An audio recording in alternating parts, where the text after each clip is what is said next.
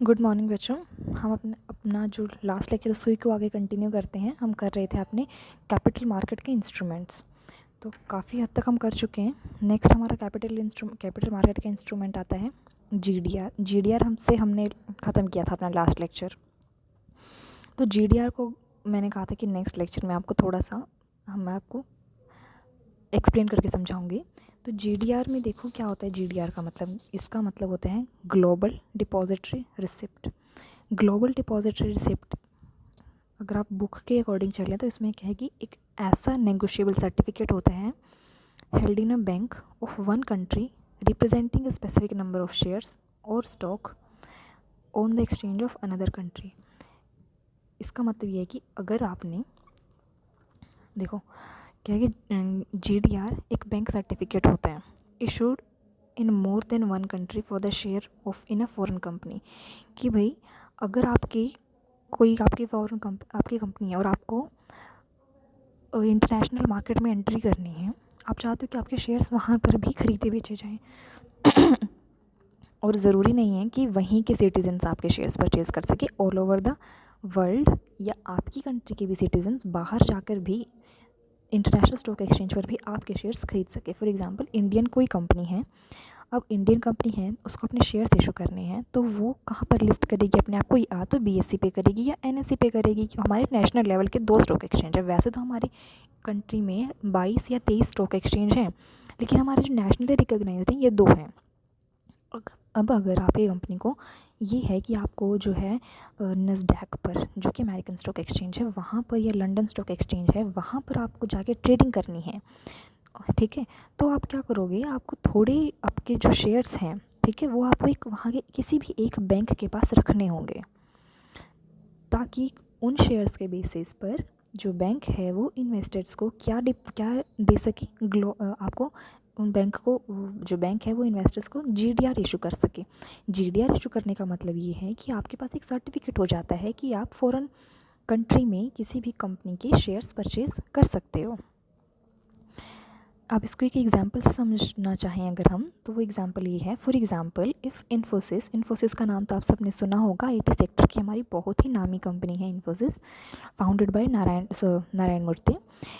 अगर इन्फोसिस है want to list its share in Australia, इसको अपने शेयर अपने ऑस्ट्रेलिया में चाहती है, ऑस्ट्रेलिया के स्टॉक एक्सचेंज पर अपने शेयर्स को लिस्ट करा के वहाँ पर ट्रेडिंग करनी शुरू करे, तो इसको क्या करना होगा? This will have to deposit a substantial number of share, एक कुछ नंबर ऑफ शेयर्स को विद ऑस्ट्रेलियन बैंक के पास रखने होंगे। The bank can issue receipts against these shares to the investors. की बैंक जो है फिर क्या करेगा, इन शेयर्स के बेसिस पर इन्वेस्टर को एक रिसिप्ट इशू करेगा। Each receipt represent a particular number of shares. जो रिसिप्ट वो देगा वो एक पर्टिकुलर नंबर ऑफ शेयर्स को रिप्रेजेंट करेगी। फॉर एग्जांपल कि या तो 50 शेयर्स या 100 शेयर्स या 200 शेयर्स। हर रिसिप्ट जो होगी वो उसमें मेंशन होगा कि कितने शेयर्स के लिए उसको जीडीआर इशू करी गई है। फिर उस जीडीआर के बेसिस पर वो एक्सचेंज पर जाकर अपने ट्रेडिंग कंप्लीट कर सकता है। फॉर एग्जांपल इसको सिंपल से और ये समझ लो कि मान लो आपको इन्वेस्ट करना है नस्डैक पर या लंदन स्टॉक एक्सचेंज पर, एलएसई पर, ठीक है। तो आप क्या करोगे, वहाँ पर जाकर पहले किसी एक बैंक से, जो कि सही रजिस्टर्ड बैंक है, वहाँ पर आप किसी कंपनी के जीडीआर्स परचेज़ करोगे, ठीक है।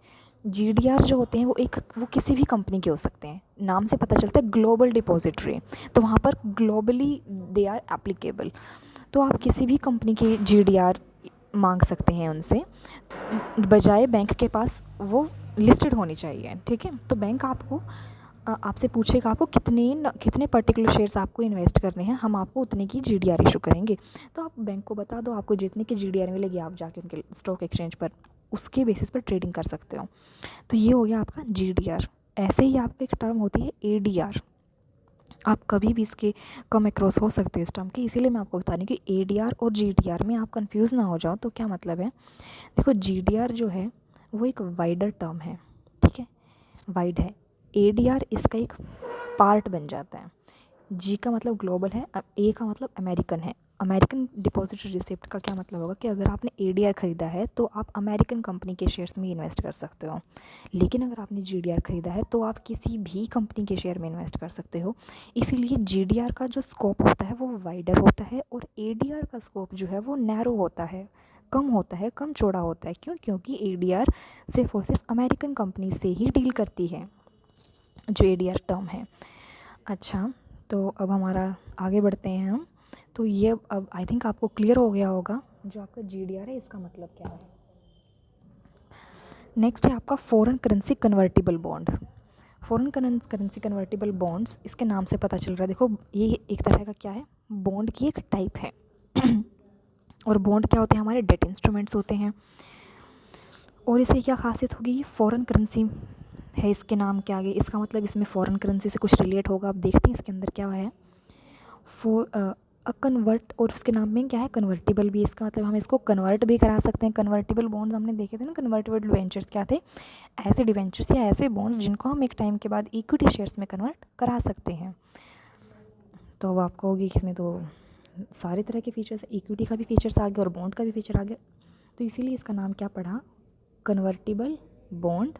और वो भी कैसे, फॉरेन करेंसी, क्योंकि ये इशू जो है वो फॉरेन करेंसी में किए जाते हैं। A convertible bond is mix between debt and equity instrument. Mix क्यों है, क्योंकि बॉन्ड है इसीलिए डेट इंस्ट्रूमेंट है, और कन्वर्टिबल इनटू इक्विटी है इसीलिए इक्विटी इंस्ट्रूमेंट है, इसलिए ये दोनों का क्या है, कॉम्बिनेशन है। It is a bond having regular coupon rate. अब अगर बॉन्ड है, बॉन्ड की खासियत क्या होती है, उसके आगे एक कूपन रेट लिखा होता है।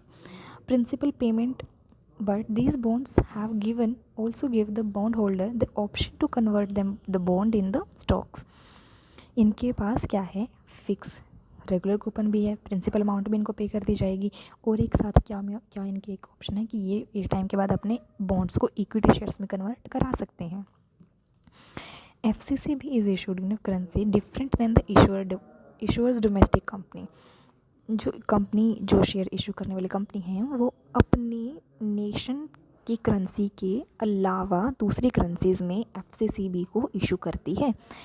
ठीक है, फॉर एग्जांपल मान लो रिलायंस है, ठीक है, रिलायंस है, TCS है, इन्फोसिस है, कोई भी कंपनी है, इंडियन कंपनी है, उसको FCCB इशू करना है। ठीक है, तो वो कभी भी रुपीज़ में इशू नहीं करेगी। रुपीज़ क्या है, हमारी करेंसी है, अब उसको FCCB इशू करने हैं तो वो किसी और कंट्री की करेंसी में इशू करेगी, या तो वो डॉलर्स में करेगी, पाउंड में करेगी, येन में करेगी, किसी में भी करेगी, लेकिन रुपीज़ में नहीं करेगी। अब इसके एडवांटेजेस क्या हैं कि देखो, एक तो ये आपको फॉरेन प्लेटफॉर्म देता है आपके ट्रेड करने के लिए। Some company bank issue other sovereign entity may decide to issue bond in foreign currency because it may appear more stable and predictable than domestic currency. आपको क्या है, आपकी डोमेस्टिक करेंसी मान लो जो है ज़्यादा उथल पुथल कर रही है, ज़्यादा मूवमेंट हो रही है उसमें, तो मनी की वैल्यू उतने ही हिसाब से डिप्रिशिएट हो रही है, और आपको बजाय कि लग रहा है कि हमारा पैसा इस करेंसी में सेफ नहीं है, तो हमें दूसरी करेंसी में पैसा ज़्यादा मंगवाना चाहिए जिसमें ज़्यादा स्टेबिलिटी है। देखो, जब भी आप लॉन्ग टर्म की बात करते हो, capital market is all about long term. दीर्घकाल के लिए आप इसमें निवेश करते हो, तो और दीर्घकाल जब भी आप आता है हमारे दिमाग में, लॉन्ग टर्म आती है, तो इंसान का नॉर्मल नेचर है वो स्टेबिलिटी की तरफ भागता है। हमें लॉन्ग टर्म में स्टेबिलिटी चाहिए, स्थिरता चाहिए, हमें ज़्यादा फ्लक्चुएशन नहीं चाहिए लॉन्ग टर्म में। तो इसकी फ़ीचर क्या है कि हम जो है उस करेंसी में इशू करना पसंद करेंगे जिसमें थोड़ी ज़्यादा स्टेबिलिटी हो। फिर है इसका अलग एडवांटेज दूसरा क्या है कि it gives issuer the ability to access the investment capital available in the foreign market. आपको ये एक अपॉर्चुनिटी देता है, एक अवसर देता है ताकि आप विदेशी मार्केट में निवेश कर सको। फिर companies can issue the process to break the in the foreign market. Company को जो है हेल्प करता है फॉरेन मार्केट में एंट्री करने में। फिर the bond act like both debt and equity instrument. Like bond क्या है इसकी फीचर कि रेगुलर कूपन रेट है, और इक्विटी के लिए क्या है, इसके लिए क्योंकि आप बॉन्ड को स्टॉक में कन्वर्ट करा सकता है। कन्वर्ट करा लिया अगर इसने, तो फिर इसके जो बॉन्ड्स को सारे वही बेनिफिट्स मिलेंगे जो एक इक्विटी शेयर होल्डर को मिला करते हैं। इसका मतलब ये दोनों जगह सेफ़ है, पहले बॉन्ड का एडवांटेजेस गेन करेगा, उसके बाद ये इक्विटी शेयर होल्डर का एडवांटेज गेन करेगा। फिर it is a low cost debt as interest rate given to FCCB are normally 30 to 50% lower than the market rate because it is equity component. इसमें low cost है क्योंकि इसकी हमारी जो rate है मार्केट रेट से वो 30-50% कम ही रहती है। वो क्यों रहती है? क्योंकि इसमें इक्विटी कॉम्पोनेंट भी है। फिर conversion of bonds into stocks place at a premium price to the market price. Market price से जब आप इसको कन्वर्जन कराते हो तो मार्केट में जितना प्राइस अवेलेबल है आपका इक्विटी का, आपको इस टाइम पर अगर आप कन्वर्ट कराते हो तो उससे ज़्यादा में ये कन्वर्ट होता है। It take place at premium price at to the market price अगर आप कन्वर्जन कराते हो। Conversion price is fixed when the bond is issued, so lower dilution of the company stock, तो आपके लोअर नहीं डिल्यूट होता कंपनी का, तो इसीलिए पहले ही उसकी फ्यूचर मार्केट वैल्यू के हिसाब से, इन्फ्लेशन रेट के हिसाब से उसका प्राइस एडजस्ट करा जाता है। आप ये प्राइस एडजस्ट करना ये आप अपने फाइनल ईयर में सीखोगे, FM की एक सब्जेक्ट है उसके अंडर। फिर है एडवांटेजेस टू इन्वेस्टर्स। इन्वेस्टर को क्या एडवांटेज है, फिर उसके डिसएडवांटेज हैं क्या हैं। देखो एडवांटेज क्या है, अगर आप इन्वेस्ट करते हो FCCB में आपको क्या क्या फ़ायदे मिलेंगे। पहला, safety of guaranteed payment on bond. आपको ये नहीं कि आपका पैसा डूब जाएगा, क्यों? क्योंकि वो एक बॉन्ड नेचर का इंस्ट्रूमेंट है। बॉन्ड की क्या खासियत है, आपको आपका एटलीस्ट प्रिंसिपल अमाउंट तो आपको वापस मिलेगा ही मिलेगा। फिर है can take advantage of any large price appreciation in the company stock. Appreciation होता है तो आपको उसका प्राइस मिलेगा ही, कि अगर आपका इक्विटी में कन्वर्ट हो गया बाद में आप उसको बेच सकते हो। फिर है redeemable at maturity if not converted. अगर आपने कन्वर्ट करवाना प्रेफर नहीं किया तो आपका रिडम्पशन जो होगा वो आपका पूरे मैच्योरिटी टाइम पे होगा, तब भी आपका पैसा कहीं जाएगा नहीं। फिर है easily marketable as investors enjoy options of conversion into equity if resulting to capital appreciation। अगर कैपिटल एप्रिसिएशन होता है तो मार्केट में जो इन्वेस्टर है वो इसको कन्वर्ट करा के शेयर में अपना खूब एडवांटेज लूट सकते हैं। अब है अच्छा आगे डिसएडवांटेजेस क्या हैं इसके। Exchange risk is more. Exchange risk मोर क्या क्यों है? क्योंकि आपने फ़ॉरेन करेंसी में इशू किया है तो आपको फ्यूचर मार्केट की मूव कई बार हमें नहीं पता होती, अचानक से डिप्रेशन आ जाता है मार्केट में, अचानक से बूम भी आ जाती है तो, और कई बार एक्सचेंज रेट ज़्यादा ही ख़राब हो जाती हैं। तो अगर एक्सचेंज रेट का रिस्क तो है ही। देखो फॉर एग्ज़ाम्पल हमारा जो पहले क्या था, जो हमारा $1 का रेट था, $1 हमारा पहले एक टाइम पे मान लो 41 रुपीज़ का $1 था, फिर चेंज होके ये हमारा 51 हो गया, फिर ये 71 हो गया। तो इसका मतलब आपको $1 के हिसाब से के लिए आपको पहले 41 रुपये देने पड़ते थे, फिर आपको 51 रुपये देने पड़े, फिर आपको 71 रुपये देने पड़ते हैं। तो दिस इज़ एक्सचेंज रेट। तो ये किस टाइम पे रेट या कन्वर्जन आपका रिस्क जो है ये होता है एक्सचेंज रेट का, कि कभी आपका वो कम हो गया, कभी वो आपका बढ़ गया। ठीक है, ये होता है एक्सचेंज रिस्क। तो अगर आप FCCB हैं वो फ़ॉरेन करेंसी में तो इशू कर ही जाएंगे, तो फ़ॉरेन करेंसी में इशू करते हैं तो फ़ॉरेन करेंसी के एक्सचेंज रेट का रिस्क उसके साथ हमेशा ही रहता है। फिर नेक्स्ट है FCCB means creation of more debt and forex outgo in the terms of interest which is in the foreign exchange. इसका मतलब ये है कि आपका जो इंटरेस्ट, अब बॉन्ड है इंटरेस्ट तो भी तो दोगे ही ना उस पर।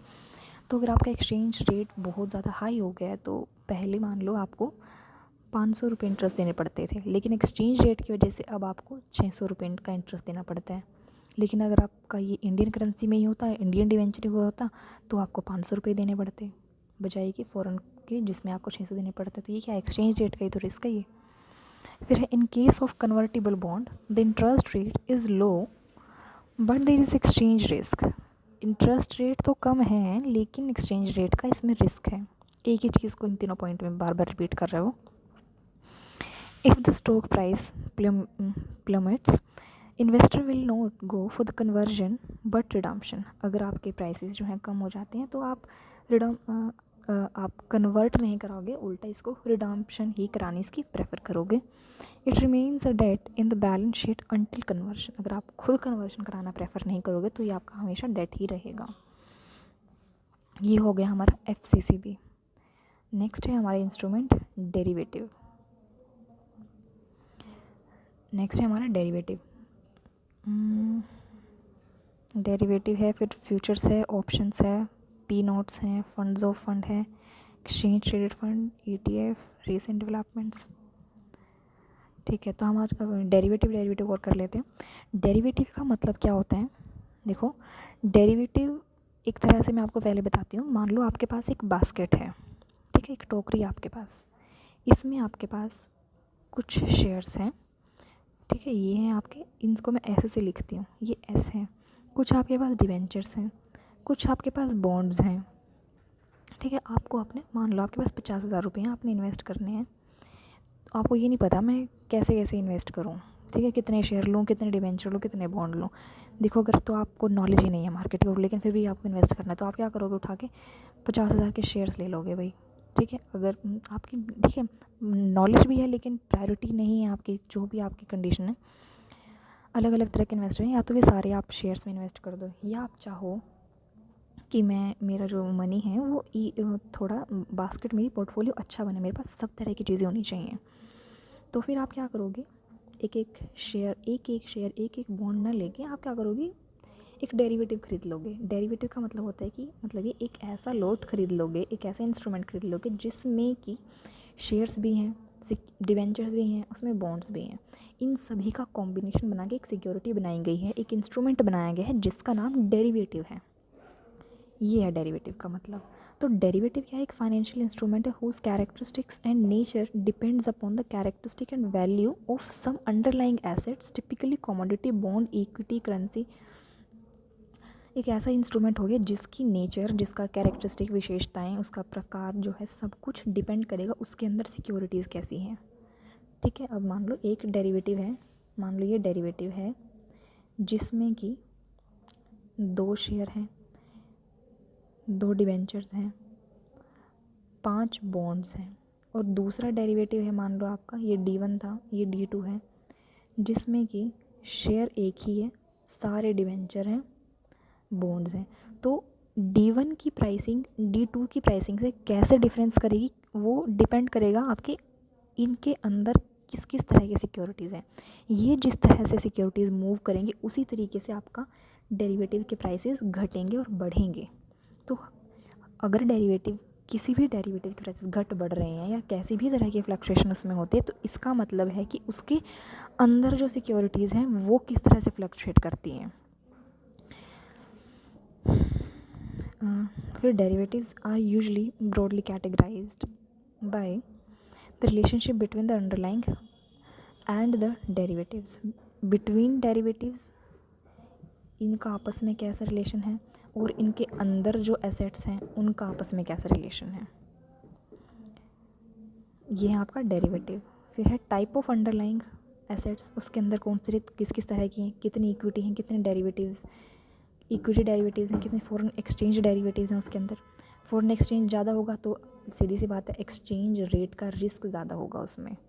फिर है market in which they trade, exchange traded over the counter, कि वो किस तरह की मार्केट में है इस तरह, इस पे भी आपका डिबेंचर का जो है वो, सॉरी ये क्या है, डेरिवेटिव, इसका नेचर और इसकी मूवमेंट डिपेंड करेगी। नेक्स्ट आ जाओ फ्यूचर्स। फ्यूचर्स में क्या है कि फ्यूचर्स और ऑप्शंस, देखो आपको ये चीज़ें बहुत ध्यान से समझनी पड़ेगी। फ्यूचर और ऑप्शन, फ्यूचर्स एक ऐसा कॉन्ट्रैक्ट है जिसमें कि ऑब्लिगेट किया जाता है बायर को।